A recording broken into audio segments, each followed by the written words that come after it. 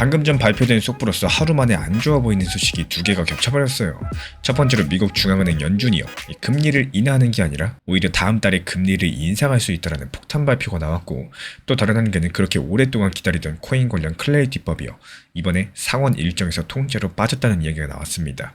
딱 들어보면 근데 둘 다 나쁜 소식이죠. 금리 인상한다 그러고 클래리티법 또 이번에 빠졌고. 근데 오늘 리플 커뮤니티가 술렁인 이유가 여기에 있습니다. 근데 저는 오늘 이 두 가지 소식을 같이 놓고 봤을 때 리플 입장에서 생각만큼 나쁜 날이 아니다라고 말씀드리고자 하는데요. 이게 무슨 소리냐 싶으실 거예요. 이번 영상 끝까지 들어보시면은 지금 시장에서 가장 무서워하는 바로 그 사람이 사실은 어느 쪽에 서 있는지가 정확히 보이게 되실 겁니다. 하나씩 순서대로 풀어드려 볼게요. 먼저 금리 이야기부터 드리겠습니다. 이 미국 연준에서는요, 나라 전체의 돈의 값, 그러니까 이자를 얼마로 할지 정하는데 연준을 이끄는 사람이 연준 의장이죠. 지금 의장 이름이 케빈 워시입니다. 올해 5월달에 새로 이 자리에 앉았고, 그동안 시장은 속으로 기대를 많이 하고 있었어요. 이 금리를 좀 인하시키지 않을까, 이런 기대들.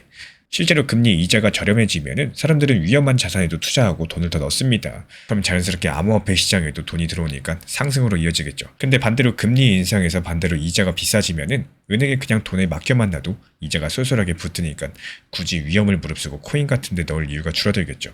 그래서 보통 금리를 올린다 이러면은 코인한테는 단기적으로 안 좋은 소식으로 읽힙니다. 그래서 시장이 오늘 긴장한 게 바로 이 지점이에요. 근데 이런 상황에서 케빈 워시 의장이 방금 전 무슨 말을 했느냐? 앞으로 나올 물가 숫자가 예상보다 높게 나오면 9월달에 오히려 금리를 인상시킬 수 있다. 이걸 지지할 수 있다라고 방금 전 발표를 한 겁니다. 이 파이낸셜 타임즈라는 매체가 먼저 전한 내용인데요. 내린다가 아니고 금리 인상이니까 이 시장 입장에서 어떨까요? 당황스러울 수밖에 없었겠죠. 사실 이 분위기가 자체가 갑자기 나온 게 아닙니다. 지난 7월 말 연준 회의가 있었는데 그때 금리를 그대로 두긴 했어요. 벌써 5번째 동결이었습니다. 근데 그 회의에서 의원 3명이 그냥 두지 말고 올리자라고 반대표를 던졌고, 한두 명도 아니고 3명이 금리 인상을 주장을 한 겁니다. 게다가 연준이 내놓은 자기들 전망에서도 올해 안에 한 번은 금리를 올린다, 이런 그림이 들어가 있었고요. 시장에서는 9월달에 올릴 확률을 대략 절반이 조금 넘는 정도로 보고 있고요. 그러니까 이번 워시 의장의 발언 자체가 없던 이야기를 새로 꺼낸 게 아니라 원래 깔려있던 흐름들을 한 번 더 확인해준 셈이겠습니다. 여기까지만 들으면 그냥 답답한 이야기죠. 금리 올릴 수도 있다는데 대체 뭐가 좋다는 거냐. 근데 여기서 사람들이 거의 놓치는 게 한 가지가 있습니다. 이 워시라는 사람이 대체 어떤 사람이냐는 거예요. 케빈 워시 의장은 100년이 넘는 연준 역사에서 처음으로 코인의 우호적인 의장이다라는 평가를 받는 사람입니다. 이게 얼마나 특이한 일인지 감이 잘 안 오실 수 있는데요. 원래 중앙은행이라는 곳 자체가 이 코인에 가장 못마땅하던 대표적인 기관이었어요. 근데 그 기관의 제일 윗자리에 코인을 위험한 것으로만 보지 않고 쓸모있는 기술로 받아들이는 쪽 사람이 앉게 된 겁니다. 미국 쪽 자료들도 케빈 워시를 첫 번째 친크립토 연준 의장이다, 이렇게 소개를 하고 있어요. 그러면 좀 이상하지 않으십니까? 금리를 올릴지도 모른다고 해서 다들 무서워하는 그 사람이 알고 보면 코인 편에 가장 가까운 사람이라는 거. 여기서부터가 오늘 이야기의 핵심인데요. 이제부터 드리는 이야기는 사실이 아니라 제가 그 사실들을 보고 이렇게 짐작했다는 쪽입니다. 저랑 생각이 다르셔도 전혀 이상하지가 않아요. 이렇게 선을 그어두고 말씀드리면은 이 케빈 워시 의장이 금리에 엄격한 이유, 코인이 미워서 그런 게 아닙니다. 케빈 워시는요, 이 물가, 그러니까 돈의 값어치를 지키는 걸 가장 중요하게 보고 있습니다. 실제로 이 사람이 입버릇처럼 하는 말이 물가는 선택이다, 이런 말인데요. 물가가 오르는 걸 그냥 두느냐 마느냐, 이거는 결국에 중앙은행이 결정하는 거다, 이런 뜻이라는 거죠. 그러니까 금리를 올릴 수도 있다는 거는 물가를 잡겠다는 이야기지, 이 코인 시장을 억누르겠다? 절대 이런 이야기가 아니에요. 이 두 가지를 워시 본인이 아예 따로 떼어놓고 바라보고 있는 겁니다. 근데 지금 시장은 이걸 한 덩어리로 묶어가지고 금리 올린다, 이거는 곧 코인의 악재다, 이렇게만 읽고 오늘 겁을 먹고 있는 거죠. 이게 첫 번째 소식이었고, 이제 두 번째 코인법 이야기로 넘어가 보겠습니다. 여기서도 비슷한 착각이 하나 있죠. 미국에는 클래리티법이라는 게 있고요. 쉽게 말씀드려서 미국에서 코인 규칙을 새로 정하는 큰 법입니다. 이번 주에 이 법을 상원에서 표결하기로 순서를 하나 잡나 했는데 8월 6일에 일정표에 이 법이 안 들어갔습니다. 대신에 예산 관련된 안건이나 다른 인사 문제 같은 게 올라갔고요. 코인법은 또 뒤로 밀리게 된 겁니다. 지금 상원이 곧 여름휴가에 들어가죠. 그 전에 처리하기는 어려워 보인다는 게 지금 분위기고, 그래서 리플 홀더들 사이에서 실망하는 목소리가 나왔습니다. 당연하게도 대체 언제 통과되냐, 이런 말들이었고, 여기서 근데 반드시 짚으셔야 될 게 있는데 이 클래리티법이 늦어진다는 게 규칙이 아예 없다는 뜻은 아니라는 거예요. 지금 미국에는 코인 시장을 감시하고 규칙을 만드는 정부 기관들이 따로 있어요. 증권을 감독하는 곳, 그리고 상품이나 선물을 감독하는 곳입니다. 법이 국회에서 안 만들어지면 이 기관들이 그냥 자기들 손으로 규칙을 만들어 나갑니다. 실제로 일부 분석가들은 이 클래리티법 통과 가능성이 낮아지면은 오히려 이 감독기관들이 코인 규칙 만드는 속도를 더 낼 거다 이렇게 봤고, 국회가 이번 달에 못하면은 규칙 자체가 사라지는 게 아니라 그걸 만드는 주체가 바뀌는 것뿐이라는 거죠. 그래서 이 리플 XRP 입장에서만 놓고 보자면은 중요한 게 한 가지가 더 있습니다. 리플의 가장 큰 법적 다툼은 이미 작년에 법정에서 마무리가 됐죠. 새로 나온 코인들, 이 법이 없으면 나는 대체 어느 규칙을 따르야 되나 이렇게 불안할 수 있습니다. 근데 리플은 그 큰 질문을 이미 한번 통과한 상태예요. 그래서 이 클래리티법이 이번에 늦어지는 게 아직 법적으로 애매한 자리에 있는 프로젝트들한테는 아쉬운 일이겠지만, 이 큰 질문을 먼저 통과한 리플한테는 성격이 조금 다릅니다. 그래서 오늘 이야기에서 진짜 드리고 싶었던 부분이 바로 여기인데요. 이 두 가지 소식을 한자리에 두고 보시면 조금 이상한 게 한 가지가 보실 거예요. 오늘 시장은 두 가지를 무서워했고 악재라고 했습니다. 한 개는 워시 의장이 금리를 인상할 수도 있다, 이런 발표들, 그리고 또 다른 한 가지는 국회가 코인법을 통과시키지 않았다라는 거. 근데 이 두 가지를 같이 놓고 자세히 들여다보시면은 방향성이 오히려 같은 쪽을 가리키고 있다는 거예요.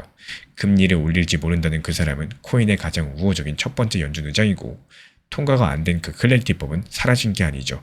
오히려 코인의 우호적인 감독 기관들 손으로 넘어가는 중입니다.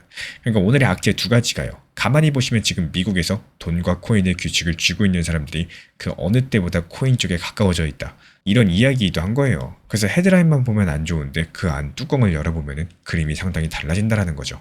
다만 아무리 케빈 워시 의장이 코인의 우호적이라고 할지라도요, 금리를 인상시키면 그건 실제로 시장 전체에 단기적으로는 부담이 될 수밖에 없습니다. 앞에서 말씀드렸던 것처럼 이자가 비싸지면 위험한 자산에서 돈이 빠질 수 있겠고, 코인도 예외가 아니겠죠.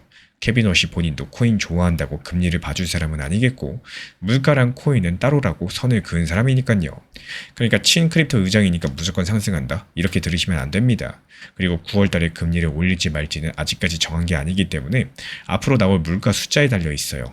시장이 보고 있는 확률도 딱 절반 조금 넘는 정도이기 때문에 사실상 반반에 가깝습니다. 게다가 워시 의장은 앞으로 어떻게 할지 신호를 잘 주지 않는 스타일이에요. 그래서 결과가 어느 쪽으로 튀든 시장이 놀랄 수 있습니다. 그리고 코인 클래리티법이 늦어지는 것은 리플 자신한테는 덜한다라고 할지라도요, 시장 전체로 보면 여전히 불확실한 상황을 남깁니다. 그리고 감독기관이 자기들 손으로 규칙을 만든다는 것은 업계가 반기는 규칙만 나온다는 보장도 없겠죠. 좋게 나올 수도 있고 까다롭게 나올 수도 있는 겁니다. 결국에 오늘 겹친 두 가지 소식은 표면만 봤을 때 금리 인상 걱정, 법안 지연이라는 악재였습니다. 근데 그 안을 열어보면요, 금리를 쥔 사람은 코인의 우호적인 첫 번째 연준 의장이고, 법을 대신할 규칙은 우호적인 감독기관 손으로 넘어가고 있기 때문에 방향성 자체는 리플에 나쁘지 않다라는 거. 다만 금리 인상 같은 경우는 단기적으로 시장에 부담이 될 수 있으니까요, 좋은 그림과 조심할 부분들 반드시 함께 보셔야 되겠죠. 그래서 마지막으로 우리 구독자분들께 질문 하나 남기고 싶은 부분은, 9월달 회의 전에 미국 물가 숫자가 두 번 나오는데요, 이 숫자가 뜨겁게 나오느냐 아니면 식느냐, 이게 바로 9월달 금리 인상 여부를 가리게 될 겁니다. 그 숫자가 나오는 날 이 코인에는 금리 인상이라는 단기 악재가 이길지, 아니면 코인의 우호적인 연준 의장이라는 큰 그림이 이길지 우리 구독자분들 생각 자유롭게 남겨주시고, 그 숫자가 나오는 날 제가 그걸 들고 다시 찾아뵙도록 하겠습니다. 요즘에 시장 자체가 정말 안 좋고 또 답답하다, 이렇게 느끼는 분들 많으실 거라고 생각을 해요. 실제로 리플이 너무 답답하다 보니까 리플 XRP가 언제 상승할지, 반등 언제 줄지, 또 상승 시작하면 얼마까지 상승할지, 여기에 대해서 문의를 주시는 분들이 많이 늘어나셨습니다. 그래서 제가 운영하고 안내드리는 정보방에서 어떤 역할을 해드리는지 여기에 대해서 간단하게 한번 말씀드려 볼까 해요. 먼저 항상 말씀드리지만 업비트 그리고 빗썸, 현물 매매만으로 안전하게 운영을 하시면서 그렇게 운영하셔도 충분히 좋은 시장입니다. 이 첫 번째로 가장 관심 있어 하실 게 바로 리플 전용방인데요. 기본적으로 리플 전용방에서는 이 리플 코인에 대한 단기 고점과 저점, 중요한 내용들, 리플에 대한 핵심 내용, 그리고 각각 상황에 맞는 대응 전략들에 대해서 안내를 도움드리고 있습니다. 예전과 다르게 요즘 시장 같은 경우는 무조건 보유만 한다, 그런다고 해서 정답이 나오는 시장이 아니죠. 말 그대로 더 상승할 것 같을 때 현실적인 대응을 만들어 나가시는 게 중요한 시장이고, 적당히 팔아서 내 것으로 만들고 또 다시 하락했을 때 재매수할 수 있는 효율적인 대응을 해야 되는 시장입니다. 그리고 단기 고점에 대한 목표 타점뿐만이 아니라요, 이 시장이 안 좋다는 건 그만큼 리플의 가격도 내려왔고, 또 반대로 평균 단가를 낮출 수도, 혹은 단기 저점에 분할 매수할 수도 있는 이런 기회의 장세랑 같다는 뜻이기 때문에 리플 XRP에 대해서 핵심 단기 저점에 대한 중요 내용도 같이 안내드리고 있습니다. 그리고 두 번째로 요즘 시장의 핵심이라고 할 수 있는 단기 종합방입니다. 시장이 안 좋은 것도 맞겠지만요, 정말 신기하게도 알트코인들 움직임들, 여기에 대해서는 기본적인 섹터 그리고 테마에 맞게 힘이 살아있는 이 매수세가 강력한 모습들을 많이 보여주고 있기 때문에 여기서의 핵심이라고 한다면은 무리한 목표 타점을 잡는 게 아니라요. 팔고 나서 더 오르더라도 내가 처음에 계획한 목표 타점에서 이 수익 실현까지 마침표를 찍을 줄 아셔야 된다는 게 핵심입니다. 제가 안내드리는 단기 종합방에서도 매수와 동시에 목표가를 걸어놓고요. 그리고 이에 따른 몰빵이 아니라 비중 조절 매수 타점에 대해서 안내드리고 있는 이유.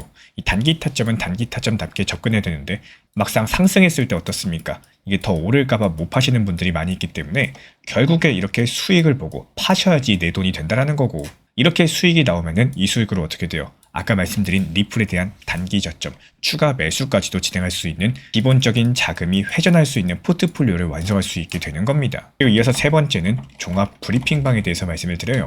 이 시장의 전체적인 흐름들, 그리고 메이저 코인들에 대한 이 중요 타점들, 여기에 대한 안내까지도 같이 설명을 도움드리고 있습니다. 이 결국에 시장의 방향성이라는 것들은요, 비트코인의 움직임을 무시할 수 없기 때문에 일부 낮은 비중으로 꾸준하게 비트코인에 대한 분할 매수에 대해서 안내를 드리면서 핵심 시장에 대해서도 말씀을 드리고 있습니다. 지금 많은 분들께서 관심이 있어 하시는 클래리티 법안의 진행 상황, 지금이 어떤 상황이고 가장 최신 속보는 무엇인지, 지금 갑자기 반등이 나오는 이유는 무엇인지, 최근에 트럼프랑 관련된 공격 취소 소식으로 인해 가지고 반등이 나왔고 그에 따른 대응 전략과 방향들에 대해서 실시간으로 같이 안내드리고 있는 방입니다. 이렇게 종합적인 리플 전용방, 그리고 단기 종합방, 그리고 전체적인 시장 시황 브리핑방까지도 세 가지 방에 대해서 같이 입장을 안내드리고 있고요. 정말 시끄럽게 떠들고 정신없게 안내드리는 이런 방이 아니라 제가 딱 핵심 내용만 설명드리고 안내 도움드리고 올려드리고 있기 때문에 그냥 편하게 보시면서 현물 매매로서만 필요로 하신 분들께서 문의 주시면은 안내 도움 드리도록 하겠습니다. 제가 안내해드리고 있는 코인 신사 채널 멤버십 전용방에 대해서 짧게 설명드려 보도록 하겠습니다.